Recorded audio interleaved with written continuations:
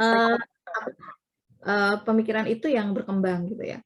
Nah, kemudian juga ada ambiguitas menerjemahkan kesetaraan gender dengan feminisme. Jadi terkadang apa ya? Misalnya menerjemahkan, wah ini kalau isu kesetaraan gender ini pasti ini radikal gitu, feminis radikal gitu. Jadi selalu dihubungkan dengan feminis radikal, feminis liberal dan seterusnya itu, namun terkadang tidak tidak sesuai gitu ya dengan apa yang dimaksud dengan feminis radikal, liberal dan seterusnya itu. Jadi dianggap sebagai ancaman, isu gender ini dianggap sebagai ancaman terhadap generasi, terhadap agama gitu ya.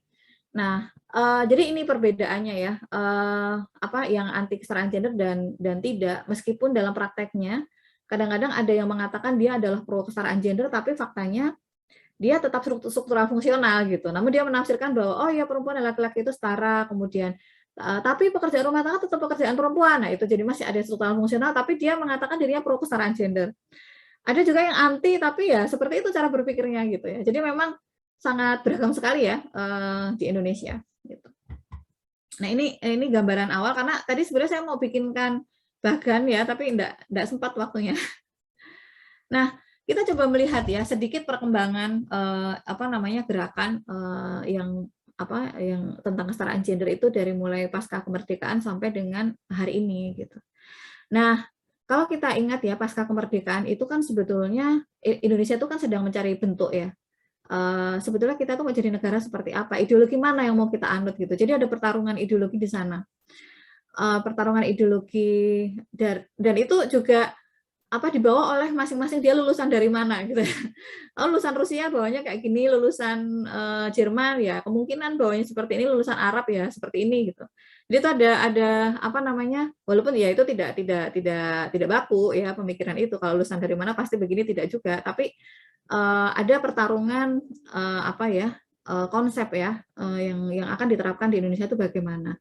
Nah, di era-era itu tahun 1945 kemudian sampai 65-an ya sebelum Orde Baru itu sebetulnya isu kesetaraan gender itu cukup masif ya didiskusikan gitu ya di era-era itu. Nah, dan gerakan perempuan itu sangat beragam di era itu. Dan meskipun macam-macam ya isu-isunya ya yang muncul di sana, dan itu juga berpengaruh terhadap produk hukum, karena saya orang hukum ini dan slide-nya memang waktu itu saya bikin untuk itu. Jadi ada juga produk-produk hukum yang kemudian lahir ya di era-era itu yang terpengaruh oleh bagaimana gerakan perempuan ya di masanya. Nah, itu masa-masa lahirnya inisiatif mendorong produk hukum memang saat itu ya. Salah satunya dengan mendorong undang-undang perkawinan yang setara. Namun saat itu belum disahkan. Jadi sebenarnya undang-undang perkawinan itu sudah didorong sejak sebelum era Orde Baru. Walaupun disahkannya pada era Orde Baru ya. Kemudian juga kita bisa melihat waktu itu perspektif negara ya, pengambil kebijakan dalam misalnya di Undang-Undang Pokok Agraria misalnya, baik laki-laki maupun perempuan, di sana tulisannya masih wanita ya, mempunyai kesempatan yang sama untuk memperoleh sesuatu hak atas tanah, serta untuk mendapatkan manfaat dan hasilnya baik bagi dirinya sendiri maupun keluarganya. Jadi ini adalah sebuah pengakuan gitu ya, bahwa perempuan dan laki-laki itu berhak atas tanah yang sama. Walaupun dalam hukum perdata kita itu masih ada yang mengikuti misalnya hukum adatnya gitu ya. Jadi akhirnya kalau kan hukum adatnya masih belum setara, ya perempuan terkadang tidak mendapatkan hak waris yang sama gitu dengan laki-laki. Nah, tapi dalam undang-undang di Undang-Undang Agraria itu sudah diakui gitu bahwa mereka punya kesempatan yang sama untuk memperoleh suatu hak atas tanah gitu. Nah, itu adalah salah satu bentuk kebijakan yang pro kesetaraan saat itu ya. Kemudian isu-isu yang muncul di era pasca kemerdekaan itu adalah misalnya sukseskan pemilu, anti perkosaan. Nah, ini sudah muncul lama ya, tidak hanya ketika UTPKS kemarin ya, teman-teman. Peningkatan kesadaran perempuan tani, berantas buta huruf, hukuman berat bagi pemerkosa dan penculikan, kegiatan sosial ekonomi bagi perempuan, pendidikan masalah politik, kesehatan, dan monogami. Nah, walaupun masih ada juga waktu itu pertarungan ya, gerakan perempuan waktu itu yang merasa bahwa poligami tetap boleh menurut Islam misalnya gitu. Itu juga muncul ya di pasca kemerdekaan waktu itu. Jadi ada pertarungan juga antara ada yang monogami totalitas ya, jadi totalitas dia pokoknya ya monogami gitu. Yang kedua adalah ada yang dia sebetulnya nilainya monogami, nilai utamanya, tapi tidak menolak poligami, maksudnya tidak mengatakan bahwa itu haram gitu ya. Kemudian yang terakhir adalah dia yang benar-benar pro poligami. Jadi tapi yang sangat kuat pertarungannya waktu itu yang apa namanya, intinya yang satu harus mendorong supaya apa namanya, monogami gitu, yang satunya poligami masih diperbolehkan. Jadi ada dua kelompok saat itu ya yang cukup. Tapi gerakan perempuan seperti Aisyah juga itu waktu itu mereka sudah ikut juga gitu ya, karena sejak terlibat dalam kongres perempuan apa pertama, kedua gitu ya. Jadi isu-isu seperti pendidikan, perkawinan anak bahkan waktu itu tuh sudah diangkat ya, untuk mencegah perkawinan anak dan seterusnya sudah diangkat di era itu. Nah, sekarang kita masuk pada era Orde Baru. Jadi Orde Baru ini itu memiliki apa ya, konsekuensi ya juga terhadap bagaimana gerakan pro kesetaraan gender di Indonesia. Nah, di era Orde Baru ini kita mungkin teman-teman sudah pernah membaca ya tentang state ibuism ya. Jadi ibuisme negara. Jadi bagaimana negara itu mengkonstruksi perempuan itu sebagai ibu. Nah, tidak ada yang salah sebagai ibu, tapi persoalannya ibuisme ini yang dimaksud adalah domestifikasi perempuan. Jadi menempatkan perempuan itu sebagai kelompok yang harus bertanggung jawab terhadap bagaimana kesuksesan dalam ranah domestik, itulah intinya ya. Nah, dan itu cenderung hampir sama dengan perspektif bahwa itu dianggap sebagai kodrat perempuan. Nah, kalau teman-teman lihat pernah ke ini nggak, patung lubang buaya nggak di Jakarta ya? Itu tuh konstruksi patung-patung yang ada di situ tuh gambaran konstruksi pemikiran Orde Baru tentang perempuan ya. Ketika ada yang perempuan bawa anak itu wajahnya halus gitu ya. Terus kemudian yang satunya yang perempuan yang sedang menunjuk dia sedang berdemo itu wajahnya garang gitu. Nah, itu seolah-olah ada konstruksi yang dibangun bahwa perempuan itu paling utama adalah menjadi pekerja domestik gitu, dan mengasuh itu adalah kewajiban, satu-satunya kewajiban perempuan, sedangkan sebetulnya itu bisa diasuh bersama gitu kan. Nah, bisa dibagi dengan berdiskusi, dengan memutuskan bersama. Nah, tapi di era Orde Baru didorong domestifikasi perempuan ini, dan itu dikonstruksi dalam undang-undang tadi ya, seperti saya sampaikan di Undang-Undang Perkawinan pasal 34. Laki-laki sebagai kepala rumah tangga dan pencari nafkah, perempuan wajib bertanggung jawab pada urusan rumah tangga. Jadi ini bahkan dikonstruksi oleh negara, gitu. Nah, gerakan perempuan pro kesetaraan gender itu yang apalagi bicara feminisme ya, saat itu cukup sulit gitu di era Orde Baru, karena itu dianggap sebagai warisan dari gerakan komunisme dan gerakan sosialisme lain yang itu tidak diamini oleh Orde Baru waktu itu, yang dianggap sebagai ancaman. Nah, padahal sebetulnya isu kesetaraan gender itu kan bukan hanya milik gerakan komunisme ya, dan gerakan yang disebut dengan gerakan sosialis di era sebelumnya. Tapi itu sebetulnya juga di gerakan feminisme kan juga lahir di negara barat yang kapitalis gitu. Jadi memang itu tidak jadi seolah-olah itu kemudian disimplifikasi gitu sebagai ancaman negara. Nah, itu kemudian makanya gerakan kalau bawa isu kesetaraan gender di era Orde Baru itu nggak kuat gitu, kurang kencang di era Orde Baru. Kalaupun ada, mereka tidak masif muncul ke publik gitu ya. Jadi munculnya itu ya tentang isunya, makanya intinya istilahnya itu emansipasi perempuan, partisipasi perempuan gitu ya, bukan isu kesetaraan gender intinya. Nah, atau women in development, perempuan dalam pembangunan, bukan gender in development. Jadi ada konstruksi berpikir yang berbeda gitu. Nah, meskipun Undang-Undang Perkawinan itu sebenarnya sebagai milestone ya, sebagai capaian gerakan perempuan yang diperjuangkan sebelumnya, ada banyak hal baik dalam Undang-Undang Perkawinan, tapi memang masih ada konstruksi tadi itu ya, ketidakadilan gender di dalamnya. Nah, ini contohnya ya, walaupun ada kemajuan sebagai jaminan atas hak waris setelah perkawinan dan harta gonogini ya, jadi di sini ada kemudian bisa menjadi jaminan untuk harta gonogini, namun masih memperbolehkan poligami di dalam Undang-Undang Perkawinan. Yang di Muhammadiyah juga tidak menolak secara ini ya, walaupun tidak mengharamkan, tapi di Muhammadiyah didorong untuk tidak berpoligami karena itu lebih banyak mudaratnya kalau di Muhammadiyah kan gitu ya cara berpikirnya. Nah, dan masih ada syarat-syarat diskriminatif di dalam Undang-Undang Perkawinan, misalnya bila perempuan tidak bisa punya anak. Nah, bagaimana kalau laki-laki nggak punya anak misalnya begitu kan? Kemudian kalau sakit-sakitan dan kalau disabilitas seumur hidup. Itu.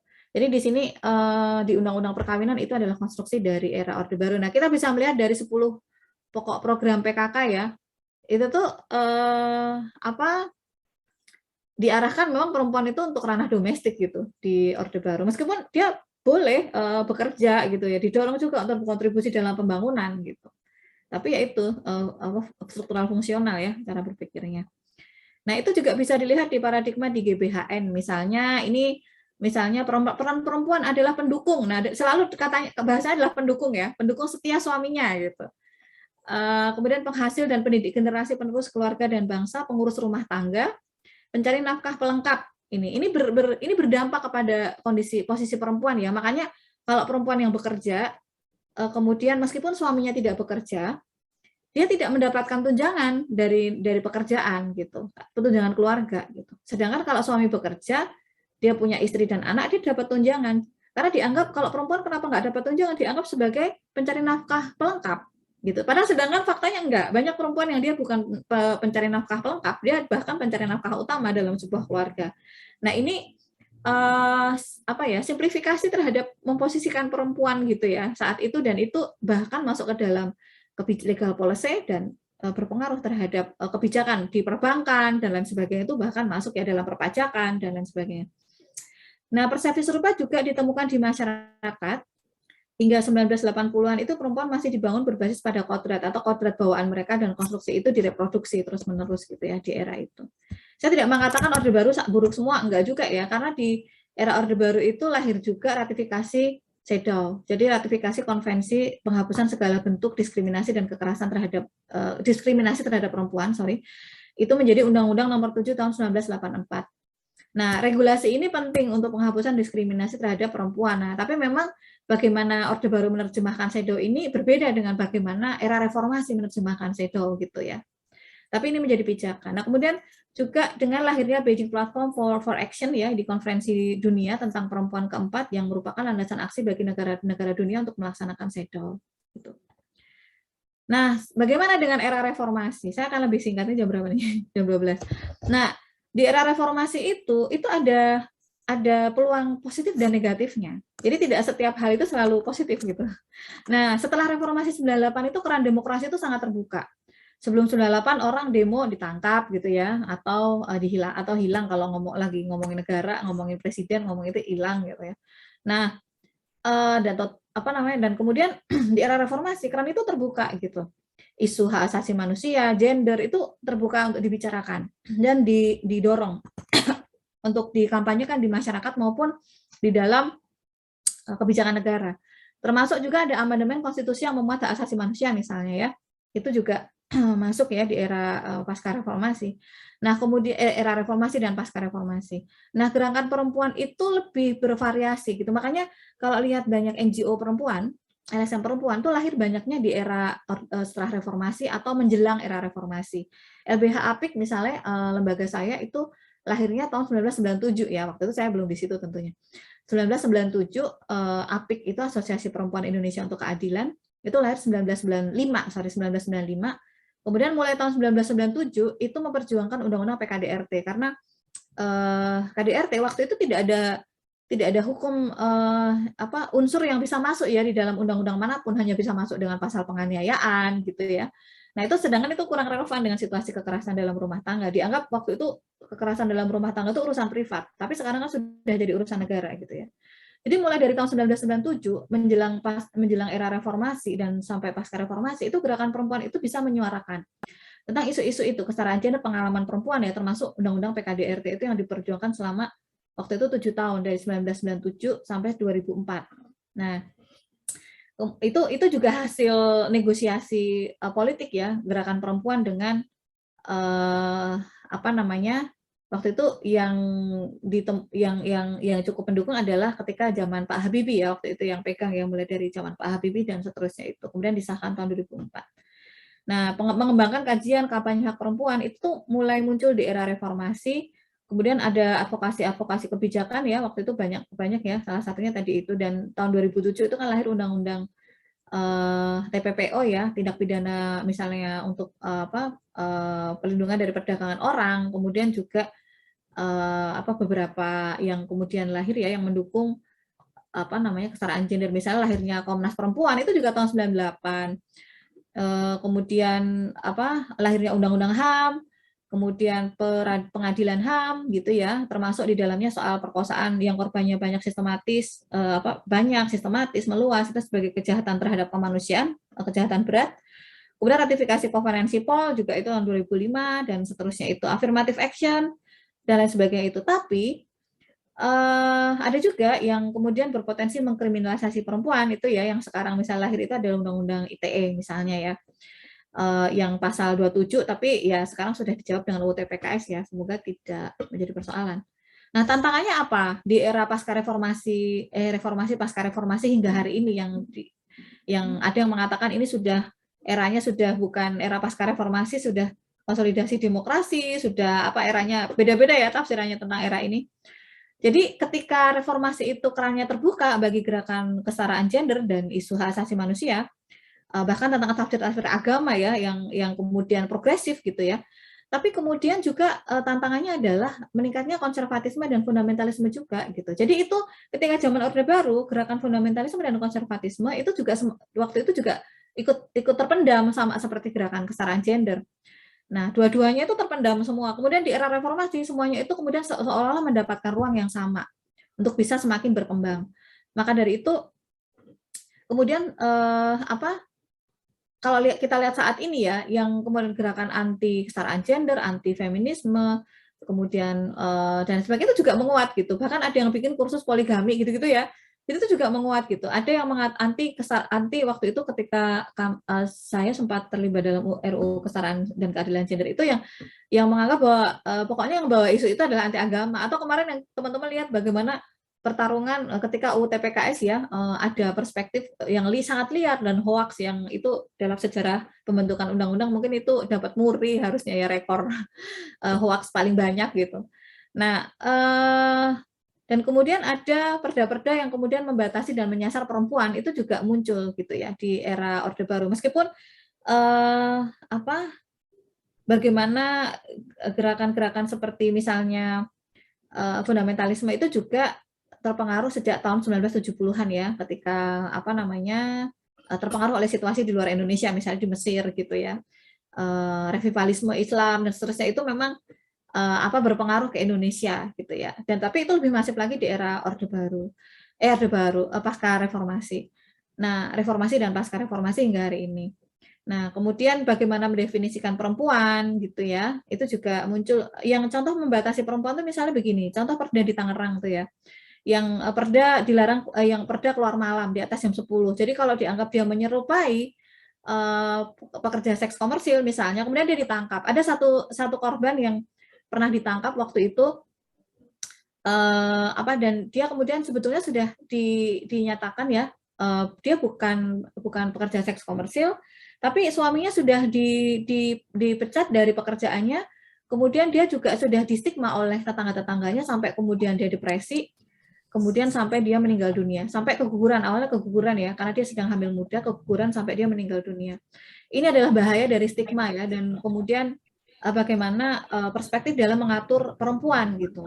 Apakah memang harusnya dibatasi keluar malam, atau sebetulnya negara itu harusnya menghadirkan sebuah menghadirkan keamanan bagi perempuan ketika dia keluar malam. Jadi di Undang-Undang Ketenagakerjaan itu kan sudah ada ya, misalnya kalau perempuan harus lembur malam, itu harus dijamin keamanannya dengan mengantarkan gitu ya, menyediakan fasilitas transportasi yang aman, memberikan nutrisi yang baik gitu. Nah itu juga sebenarnya sudah ada gitu, tapi kan itu kadang infrastruktur kita juga tidak mendukung. Kemudian mempertentangkan antara hak individu dan hak keluarga, seolah-olah perempuan itu tidak punya hak individu, tapi dia adalah bagian dari keluarga dan harus mengikuti komunitas gitu ya. Misalnya tentang bagaimana hak dia untuk menentukan dia mau hamil berapa kali, bahkan itu sampai seperti itu, kehidupan pribadi perempuan. Kemudian perspektif korban yang lemah, tidak menganggap adanya marital rape gitu ya. Kemudian prasangka terhadap produk dari organisasi perempuan. Nah, sebetulnya yang muncul seperti ini ya, ke permukaan, ini kita bisa melihat dari batang dan akarnya bahwa ada kelompok-kelompok yang berbeda ya perspektifnya dalam menerjemahkan gender dan ada konsep gender, dan ada juga yang dia memang menolak ya di dalamnya. Itu munculnya bentuknya seperti ini di daun-daunnya kalau kita pakai pohon itu. Nah, ini contoh yang waktu itu sebetulnya ini menggambarkan bagaimana peta pemikiran ya tentang kesetaraan gender di Indonesia. Dari kita lihat ini dua kelompok ini gitu. Yang satunya pro UTPKS, yang satunya menolak. Walaupun ada kesalahpahaman juga di antara kedua-duanya ini. Ada beberapa kesalahpahaman yang saya lihat ya di antara keduanya itu. Nah, mungkin itu saja ya dari saya. Nanti kita bisa diskusi. Saya takutnya terlalu meluas atau mungkin ada hal yang sebetulnya ingin diperdalam oleh teman-teman untuk diskusi kali ini. Saya kembalikan ke moderator. Baik, terima kasih untuk Yunda Imun. Tolong beri aplaus dulu teman-teman yang di ruangan.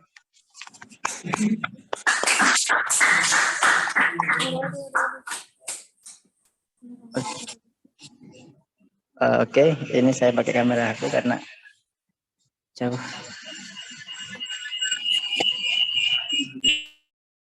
Untuk sesi berikutnya adalah sesi diskusi dari teman-teman yang di ruangan maupun di online. Silahkan jika ingin bertanya, ada 2 kesempatan terlebih dahulu untuk melangsungkan pertanyaan setelah materi yang dibahas tadi, bagaimana dari gender, dari sejarah, dan juga stigma yang harusnya kita dapat, dan juga peran apa yang kita lakukan, seperti itu.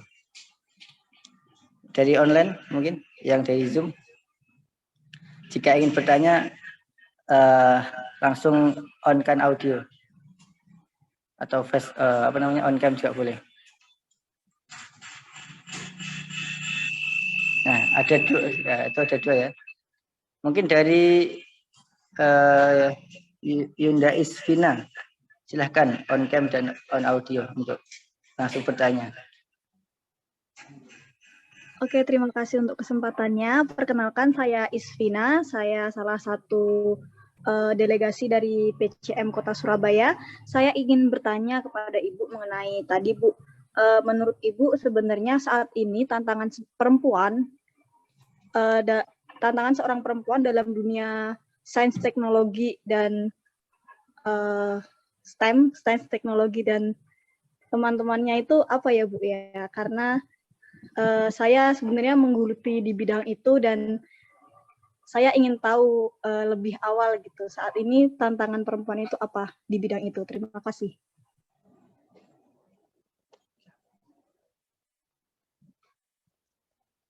Oke, bisa dijawab dulu untuk pertanyaan pertama. Atau ditampung sekali? Mau langsung aja? Oke, kalau langsung nggak apa-apa. Apa ya, itu sebenarnya cukup besar ya kalau kita bicara tantangannya seperti apa. Saya sendiri tidak bergelut dalam isu sains dan teknologi ya, tapi kalau saya melihat bahwa persoalan konsep bagaimana konsep kesetaraan gender itu kemudian digaungkan ya oleh berbagai kelompok di Indonesia akan berpengaruh kepada bagaimana peluang-peluang kita juga di dalam berbagai sektor ya, termasuk dalam sains dan teknologi. Misalnya ada cara pandang yang masih menganggap bahwa sains dan teknologi itu menjadi ranah laki-laki, kan masih ada yang seperti itu ya, dan itu kemudian menjadikan misalnya perempuan kemudian tidak nyaman untuk kemudian bergelut pada bidang itu, atau merasa tidak pede. Mungkin dia ya sebenarnya nyaman-nyaman aja tapi nggak pede gitu. Ada yang berpikir bahwa wah itu keahliannya laki-laki gitu. Jadi ada konstruksi peran gender yang kemudian masih muncul ya di saat ini gitu. Apalagi misalnya di bidang sains itu terkadang dianggap itu bidang maskulin gitu. Nah, itu persoalan sebetulnya ya dalam konstruksi masyarakat kita. Padahal sebetulnya perempuan juga bisa gitu, dia ahli, expert dalam bidang sains maupun teknologi. Kan ini semua kan tergantung dengan bagaimana seseorang itu belajar gitu kan. Orang bisa menjadi pemimpin karena dia belajar gitu. Orang bisa menjadi expert dalam masak juga karena belajar. Karena kita lihat chef itu kan banyak kan yang laki-laki ya. Nah itu kan agak ada double standar ya kadang di masyarakat kita. Bilangnya yang pintar masak kan perempuan gitu. Tapi kalau chef yang di hotel mahal laki-laki gitu. Jadi ada double standar di masyarakat kita itu yang terkadang ngelihatnya tidak adil gitu ya, tidak apa ya, beda gitu, tidak, standarnya nggak sama gitu untuk melihat kalau yang menghasilkan dianggapnya itu pekerjaan laki-laki, kalau tidak menghasilkan itu pekerjaan perempuan. Padahal akhir-akhir ini kita sedang bicara soal care ekonomi. Care ekonomi itu sebenarnya pekerjaan di dalam rumah tangga, pekerja rumah tangga maupun ketika siapapun yang mengerjakan pekerjaan rumah tangga itu berkontribusi pada nilai ekonomi, pada pembangunan. Bayangkan kalau itu nggak ada yang ngerjain, nilai pembangunan itu nggak akan berjalan. Itu nilainya sangat tinggi pekerjaan di rumah tangga itu. Dikerjakan oleh siapapun ya, mau ibu rumah tangga, mau ibu, mau perempuan, mau laki-laki, mau pekerja rumah tangga itu nilainya sangat tinggi. Itu care work, pekerjaan perawatan, pengasuhan, perawatan, pekerja rumah tangga gitu. Jadi itu sih mungkin kalau sains dan teknologi ya. Dan terkadang juga memang konstruksi ini ya, konstruksi di dalam sains dan teknologi itu kadang-kadang masih seksis ya, masih bias gender dari pemikiran maupun dalam prakteknya gitu. Nah itu saya ingin melihatnya secara umum aja sih, bahwa sebetulnya dengan adanya globalisasi itu sebetulnya punya dampak juga. Globalisasi kan ada ancient globalization ya, globalisasi kuno zaman kolonialisme dulu, dan modern globalization ya. Ada globalisasi modern yang saat ini ya, dan itu berpengaruh terhadap posisi perempuan. Ya misalnya peluang pekerjaan dalam sektor termasuk sains dan teknologi ya, dalam sektor industri itu meningkat. Namun pemenuhan hak-haknya itu dengan setara itu masih jadi persoalan. Misalnya apakah upahnya masih sama besarnya gitu, upahnya layak nggak, kemudian pelindungan dari kekerasan dan diskriminasinya ada nggak gitu. Nah kemudian perempuan yang tidak bekerja pada sektor industri juga rentan terdampak, misalnya pertanian lokal, kemudian penggantian skill perempuan dengan mesin gitu ya misalnya. Kemudian juga kemiskinan itu berwajah perempuan. Jadi karena itu tidak lepas dari aspek ketidakadilan gender ya. Jadi gender globalization. Dia masih menganggap perempuan itu sebagai pencari nafkah tambahan tadi, itu sebenarnya juga menjadi salah satu yang kemudian berkontribusi ya pada posisi perempuan. Kemudian teknologi itu membuka peluang baru bagi kemajuan perempuan. Di satu sisi ada budaya baru, nilai baru, kemudian juga kemudahan mengakses pengetahuan, tapi juga dia rentan menjadikannya korban gitu, KBGO dan lain sebagainya. Jadi kalau misalnya ada yang ingin berada dalam expertise dalam isu itu, sekaligus aja nanti berbicara tentang bagaimana gender di dalam sains dan di dalam dalam teknologi gitu. Apakah teknologi yang mau kita ciptakan itu melindungi perempuan seberapa jauh dan membantu perempuan seberapa jauh. Nah itu bisa jadi concern teman-teman juga ya, yang mau concern di isu sains dan teknologi gitu. Jadi ada dua hal sih. Pertama adalah tantangan konstruksi berpikir masyarakat terhadap perempuan yang ingin expert dalam bidang itu, yang dianggap jarang gitu ya oleh masyarakat, atau dianggap kurang banyak yang berminat di sana karena itu dianggap sebagai pekerjaan yang tidak expert bagi perempuan gitu ya. Itu kan juga konstruksi gender ya. Kemudian juga dampaknya teknologi dan lain sebagainya itu yang menjadi PR juga kalau misalnya perempuan ingin menggeluti di bidang itu, untuk bagaimana dia akan berkontribusi di dalamnya. Saya kira itu aja sih ya, karena kalau isu sains dan teknologi saya tidak terlalu menguasai betul ya, namun memang konstruksi gender itu juga berpengaruh kepada bagaimana teman-teman nanti bisa memperoleh akses yang sama mudahnya gitu ya, karena dianggap sebagai dunia laki-laki gitu. Itu aja sih teman-teman. Terima kasih Ibu. Ya, atau kamu bisa berbagi juga mungkin dari pengalamanmu selama ini ketika ingin menggeluti isu itu, apa yang kamu rasakan, apa yang kamu alami gitu. Karena sebetulnya pengalaman perempuan itu pengetahuan ya, yang harus diakui sebagai pengetahuan. Pengalaman teman-teman dalam menghadapi kesulitan dalam isu-isu tertentu itu juga sebagai pengetahuan gitu.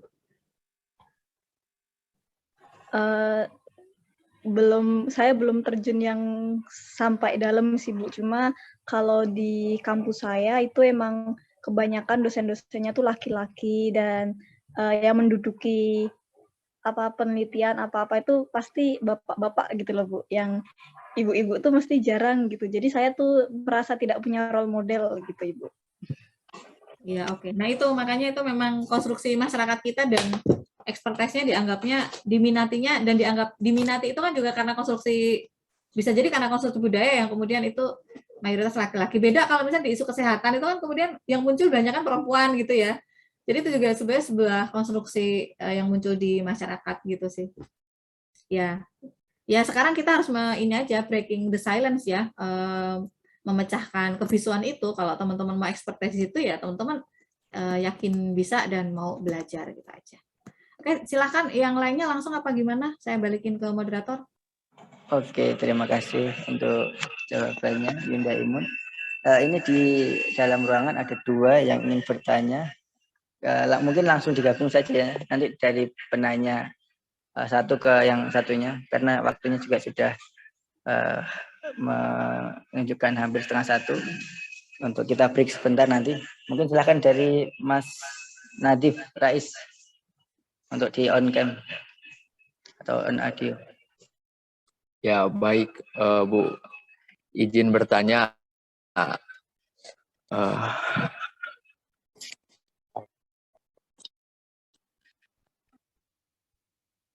Ketika di negara Indonesia ini udah subur akan feminisnya, yang sudah Ibu sebutkan tadi, feminis liberal, terus feminis Islam itu berkembang biak di Indonesia. Nah pertanyaannya tuh, apakah ada perseteruan, gesekan antara feminis Islam pun feminis liberal di Indonesia? Lalu yang kedua, apa faktor utama yang menjadikan orang-orang anti feminis? Dan yang ketiga, apa tanggapan Ibu perihal fenomena yang masih hangat akan di satu pihak itu ingin menaikkan harta martabat perempuan, tetapi di satu pihak ada yang menurunkan harga diri perempuan oleh dirinya sendiri, oleh perempuan sendiri, seperti di dalam demo, oleh poster-poster yang nyeleneh. Mungkin begitu, Bu. Oke, terima kasih. Yang pertama soal ini ya, apakah ada pertentangan antara feminis Muslim dengan gerakan feminis yang lain gitu? Sebetulnya tidak hanya feminis Muslim ya, tapi memang beragamnya pemikiran tentang konsep tentang relasi laki-laki dan perempuan ya di masyarakat itu satu dengan lain pasti berbeda gitu. Tapi berbeda itu bukan berarti musuh gitu ya. Maksudnya berbeda itu bisa jadi yang satu memang tidak setuju misalnya dengan perspektif yang lain. Misalnya yang satu totalitas anti poligami misalnya gitu ya, terus yang satu kelompok lain dia masih mengakomodasi gitu, tapi sebetulnya dia monogami gitu misalnya. Nah, itu kan itu salah satu contoh ya yang berbeda gitu. Misalnya satu dengan yang lain. Kemudian kalau isu pendidikan, isu kesehatan, saya melihat sebenarnya sejalan ya. Feminis liberal misalnya yang mengusung isu-isu pendidikan, hak politik dan lain sebagainya itu, kalau saya melihat sebetulnya di gerakan feminis Muslim itu juga sejalan, karena juga kontribusi feminis Muslim itu kalau saya melihat justru dia bagaimana menafsirkan kembali, merekonstruksi tafsir yang sangat misoginis gitu ya, yang dia pro laki-laki karena yang nafsirin dulunya laki-laki gitu. Ini bukan berarti saya menyalahkan laki-laki yang ada di sini ya, teman-teman semua saya yakin semuanya sangat baik. Nah, jadi kontribusi feminis Muslim itu banyak yang di sana gitu. Bagaimana dia melihat dari sisi pandang agama yang sebetulnya itu sudah direkonstruksi oleh tafsir-tafsir yang beragam itu, yang produknya itu banyak dilahirkan oleh mayoritas laki-laki di masa lalu gitu. Nah, itu kan kemudian ditelusuri, dilihat kembali gitu ya. Itu sebetulnya kontribusinya lebih ke sana feminis Muslim itu. Misalnya gini, ketika orang bicara tentang apakah pekerjaan rumah tangga itu adalah pekerjaan perempuan, misalnya si feminis misalnya kelompok feminis bilang begitu gitu ya. Terus kemudian lalu bagaimana dengan dari perspektif feminis Muslim? Ya kan dia akan melihat gitu, melihat tafsiran kembali. Loh, ini kan sebetulnya nggak ada di dalam ayat ataupun ayat ataupun hadis manapun yang mengatakan bahwa pekerjaan rumah tangga itu adalah pekerjaan perempuan gitu. Tapi pekerjaan rumah tangga itu adalah pekerjaan bersama, bahkan ada yang menafsirkan itu sebenarnya pekerjaan yang harus disediakan oleh laki-laki gitu ya, karena perempuan dibebani oleh reproduksi gitu ya, oleh dia situasinya kadang sering hamil, sering punya anak gitu kan di masa lalu waktu itu ya. Nah itu, jadi itu tergantung dari berbagai tafsiran ya yang berkembang di dalam berbagai kelompok feminis Muslim juga. Nah jadi kontribusinya lebih banyak ke sana gitu. Nah mungkin ada nilai-nilai yang nggak sejalan. Nah itu kalau menurut saya sih sama dengan agama. NU Muhammadiyah juga banyak yang sejalan gitu kan, tapi bukan berarti itu kemudian musuh gitu. Nah hanya perbedaan pemikiran itu saja, tapi inti dari perjuangannya itu adalah bagaimana perempuan itu berdaya, bagaimana dan laki-laki dan perempuan itu setara gitu ya, kesalingan satu dengan yang lain, saling mendukung, saling mengembangkan gitu ya, saling memberikan ruang, dan kemudian bisa saling berkembang, itu yang paling utama. Jadi menjadi diri sendiri, perempuan bisa menjadi sesuai dengan apa yang dia cita-citakan dan sebagainya. Simpelnya seperti itu. Jadi intinya itu arahnya itu hampir sama, tapi memang level cara berpikirnya berbeda dalam beberapa hal,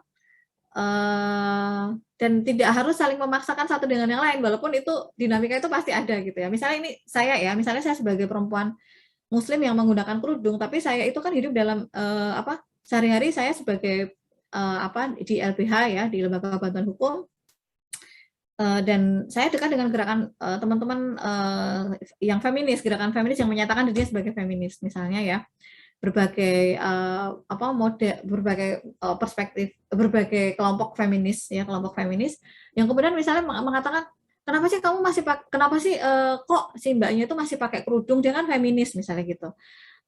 Harusnya kan itu adalah hak atas tubuh misalnya gitu. Nah ini hak atas tubuh ketika masih pakai kerudung itu artinya kita tuh masih terbelenggu gitu ya, misalnya ya contoh ya, oleh konstruksi berpikir laki-laki yang harus kemudian menggunakan kerudung. Nah ini salah satu contoh cara berpikir yang berbeda. Misalnya kemudian saya sebagai feminis Muslim, saya akan mengatakan saya tidak akan mengatakan bahwa semua perempuan itu harus sama mengikuti tafsir yang sama. Saya misalnya mengikuti tafsirnya Muhammadiyah, saya menggunakan kerudung seperti ini, dan bagi saya itu bukan merupakan simbol penindasan bagi saya, tapi sebagai sebuah identitas yang ada dalam diri saya misalnya begitu ya, dan saya merasa happy menggunakannya misalnya. Saya tidak merasa bahwa itu akan membelenggu hidup saya misalnya gitu ya. Nah itu nanti akan ada perbedaan cara pandang itu, tapi tidak semua feminis kan kayak gitu ya, menolak adanya, misalnya menganggap bahwa orang pakai jilbab itu orang yang dia berada dalam lingkungan penindasan dari patriarki gitu. Nah, itu salah satu contoh aja sih perdebatan ya, pertentangan, perbedaan sih cara pandang yang satu dengan yang lain. Tapi kalau sudah bicara tentang bagaimana melindungi perempuan dari kekerasan, laki-laki dan bagaimana peran laki-laki dan perempuan dalam pekerjaan, gitu ya. Kemudian hak atas politik dan lain sebagainya itu sejalan gitu. Nah, itu ada hal-hal yang sejalan, ada yang tidak sejalan. Jadi tidak bisa dipisahkan kemudian si A pasti nggak akan sejalan sama si B dalam semua hal. Itu enggak juga gitu. Dalam gerakan feminis di Indonesia dengan keberagamannya, karena di era postmodern, kalau kita bicara postmodern, beragam ya gerakan feminis itu, ada yang bahkan ekofeminis dan lain sebagainya itu. Nah itu hanya perbedaan konseptual tertentu aja, tapi di beberapa hal yang diperjuangkan yang lain itu juga bisa jalan gitu. Itu ya, itu mirip NU Muhammadiyah lah gitu kalau kamu bayangin. Tujuannya tuh ya sama lah, Islam masyarakat yang, kalau kita masyarakat yang sebenar-benarnya gitu ya, baldatun thayyibatun warabun ghafur, nanti NU juga punya tujuan lain, tapi kalau kita bicara tentang sholat ya kan beda gitu kan. Dan mungkin bisa jadi perdebatan yang panjang gitu. Di gerakan feminis juga seperti itu gitu. Itu terus tadi yang kedua apa tadi pertanyaannya, saya lupa. Apa tadi yang kedua? Sorry, dari narasumber, dari moderator. Faktor utama anti feminis. Oh, faktor utama anti feminis. Oke. Saya itu ini ngantuk banget jadi ngomongnya kadang salah-salah. Faktor utama anti feminis itu sebetulnya kalau saya melihat ya itu dari kajian saya ya, itu adalah prasangka. Prasangka terhadap gerakan feminis. Jadi ada prasangka bahwa ini merupakan agenda yang akan menghancurkan Islam gitu-gitu ya. Agenda yang nggak sesuai dengan ajaran Islam karena dianggap bahwa wah ini misalnya kemarin itu contoh-contoh isu contoh UU TPKS ya, misalnya dianggap bahwa ini undang-undang TPKS ini akan melegitimasi LGBT gitu-gitu ya. Terus atau oh ini UU TPKS ini dianggap akan mendukung pergaulan bebas gitu-gitu. Padahal menurut kelompok-kelompok yang mendorong ya, itu kan mayoritas lembaga pengada layanan ya, lembaga-lembaga yang menangani kasus kekerasan terhadap perempuan, itu tidak seperti itu maksudnya gitu. Dan juga dialog tentang apa itu LGBT dengan kekerasan, itu pun masih berbeda cara pandang ya gitu. Nah, ini sangat menarik menurut saya ya, cara pandang yang kemudian anti feminis karena dianggap bahwa itu akan merongrong eksistensi dari nilai-nilai agama. Padahal gerakan feminis juga ada feminis muslim yang menggunakan nilai-nilai agama, yang punya nilai-nilai agama sebagai salah satu landasan gitu. Ada yang gerakan pro kesetaraan gender yang nggak pakai istilah feminis yang menggunakan itu juga, interpretasi yang progresif tentang agama. Nah, itu satu ya prasangka terhadap gerakan feminis. Kedua, memang konsepsinya ada yang berbeda, menempatkan perempuan. Misalnya dianggap tadi itu perempuan, ada yang kelompok yang menganggap bahwa perempuan itu ya di rumah gitu ya. Bahkan perempuan itu harus ditutup semua tuh, nggak boleh kelihatannya, hanya boleh kelihatan matanya gitu ya. Nah, atau bahkan yang ada yang orang bercadar tapi memperbolehkan perempuan aktif di publik. Nah, ini jadi memang sangat beragam ya. Nah, terus kemudian ada juga yang menganggap bahwa nanti kalau ada ajaran feminis nanti moralitas perempuan itu akan turun, tidak jadi penyangga tiang negara misalnya gitu. Jadi ada prasangka-prasangka, ada konsep berpikir yang berbeda juga, yang waktu itu ada juga yang bahwa konsep gender itu kodrat perempuan di rumah tangga dan seterusnya itu dianggap sesuatu yang baku gitu ya bagi kelompok-kelompok itu. Jadi memang ada dua hal ya. Pertama memang prasangka terhadap gerakan feminis itu sendiri. Yang kedua adalah memang konsep berpikirnya berbeda. Tapi ada juga yang ketiga karena ngelihat kelompok feminis tertentu yang dia nilainya nggak setuju gitu ya, tapi disamaratakan kepada seluruh feminis gitu. Padahal itu beda gitu. Misalnya ada yang feminis radikal, dia saya menolak perkawinan misalnya gitu ya. Atau saya akan posisi saya gerakan feminis yang memposisikan bahwa perempuan itu harus leading, laki-laki itu tidak kemudian di bawahnya. Nah, ada yang punya pandangan kayak gitu kemudian disamaratakan, wah feminis itu kayak gitu, nanti kita akan menjadikan perempuan itu akan menindas laki-laki dan seterusnya itu. Padahal ya nggak gitu juga kali gitu ya. Itu hanya sekelompok kecil dari gerakan feminis gitu. Dan itu juga seperti di kelompok Islam ya, ada kelompok kecil juga yang radikal gitu kan, yang ekstremis itu kan ada juga gitu. Tapi kita nggak bisa menyamaratakan orang Islam itu kayak gitu kan gitu. Nah itu. Yang ketiga tadi apa? Banyak pertanyaannya tadi. Apa tadi yang ketiga ya? Lupa saya. Oh, tanggapan. Kan kemarin waktu demo itu banyak kayak perempuan yang menulis tulisan yang justru merendahkan martabatnya sendiri. Tanggapannya bagaimana? Kalau ada perempuan yang justru dengan sengaja atau dengan sadar malah merendahkan dirinya sendiri. Kalau itu sih aku nggak tahu ininya ya, waktu itu latar belakangnya ya. Cuma kalau saya menduga gitu ya, dari tulisan-tulisan itu pertama ada dua kemungkinan. Pertama dia pengen melucu, tapi kelucuannya itu kadang malah seksis ya. Seksis tuh dalam artian misalnya justru menjadikan dia sebagai objek yang tidak setara gitu di masyarakat, itu muncul gitu ya. Ada yang seperti itu. Yang kedua itu ekspresi dirinya secara bebas untuk menyatakan dirinya itu menjadi seperti apa. Nah, kita bisa melihat dari dua sudut pandang sih. Kita akan melihat perempuan ini ketika mengekspresikan itu dia memahami betul nggak apa yang sudah diekspresikan itu. Apakah jangan-jangan yang diekspresikan itu sebetulnya mengandung nilai-nilai yang justru nggak setara gitu kan. Misalnya soal apa sih waktu itu saya nggak ingat ya, pacar atau apa gitu ya, itu kadang-kadang nilainya malah nggak setara gitu. Pengennya mengekspresikan diri secara bebas, tapi justru tulisannya tuh nggak setara bagi perempuan gitu. Nah, ada yang seperti itu. Jadi memang harus kita mengedukasi sih kalau kita itu ekspresi itu bebas ya.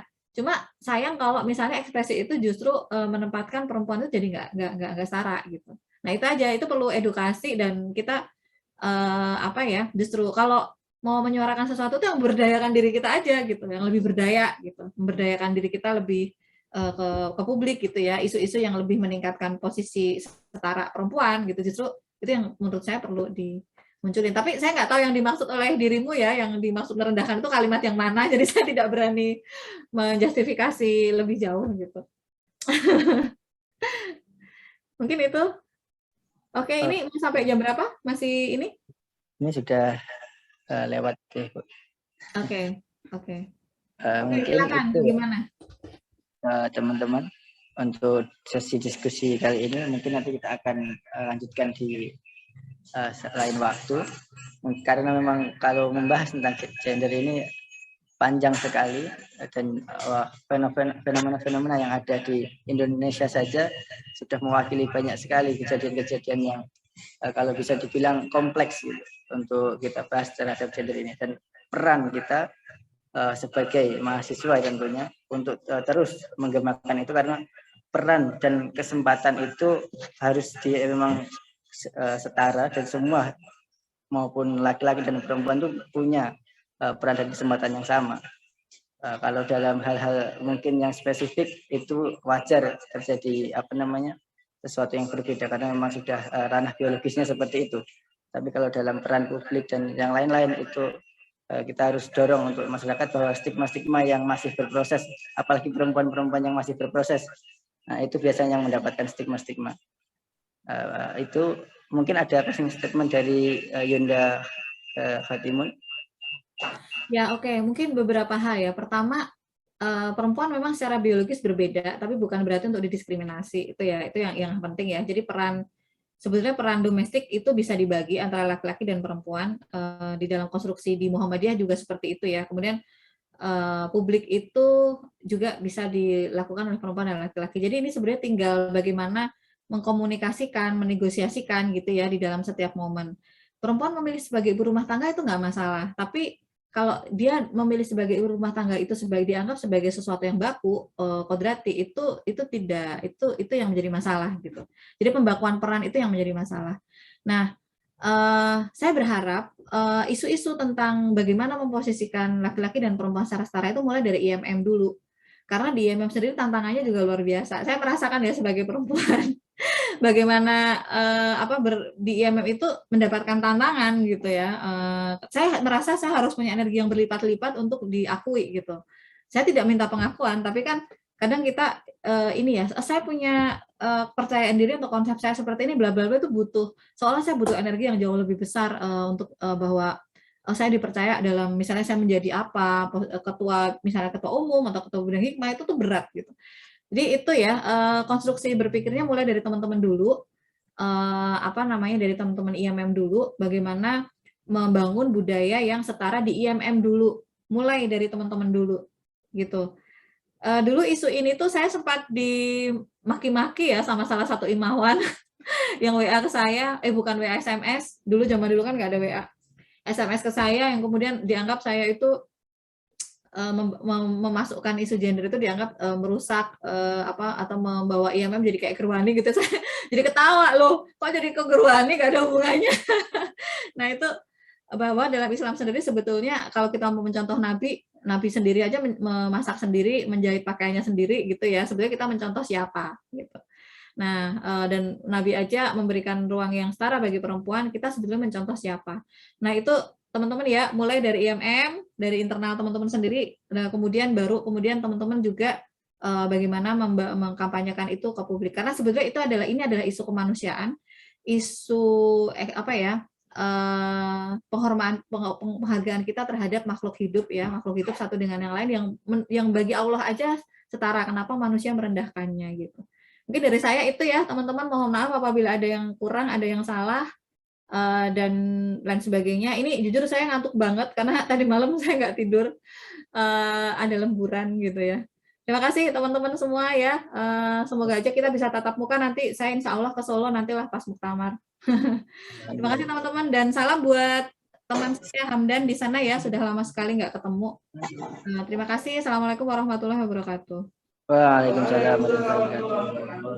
Saya ucapkan terima kasih banyak kepada Yunda Khatimun. Untuk sebelum live, kita on cam dulu coba semuanya. Kita foto bersama untuk on cam. Untuk diharapkan semuanya on cam. Untuk screenshot sebentar. Kita foto bersama. Yang lain yang ada di Zoom silahkan.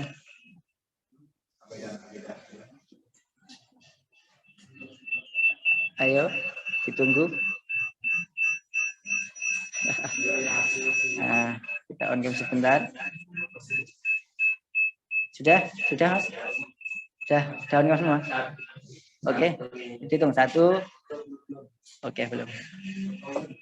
1, 2, 3.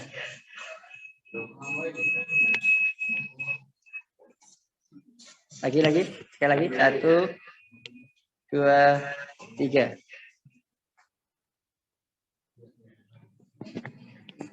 Oke, sudah. Saya ucapkan terima kasih kepada Yunda Khatimun. Semoga nanti di lain waktu kita bisa ada kesempatan untuk berdiskusi lagi. Dan untuk itu teman-teman yang online maupun offline, setelah ini kita break. Sebelum itu mari kita akhiri diskusi materi kedua ini dengan mengucapkan hamdalah bersama-sama. Alhamdulillah. Saya Nurul Majid sebagai moderator. Jika ada kesalahan saya mohon maaf. Saya akhiri nun wal qalami wa ma yasturun. Wassalamualaikum warahmatullahi wabarakatuh. Waalaikumsalam warahmatullahi wabarakatuh. Oke.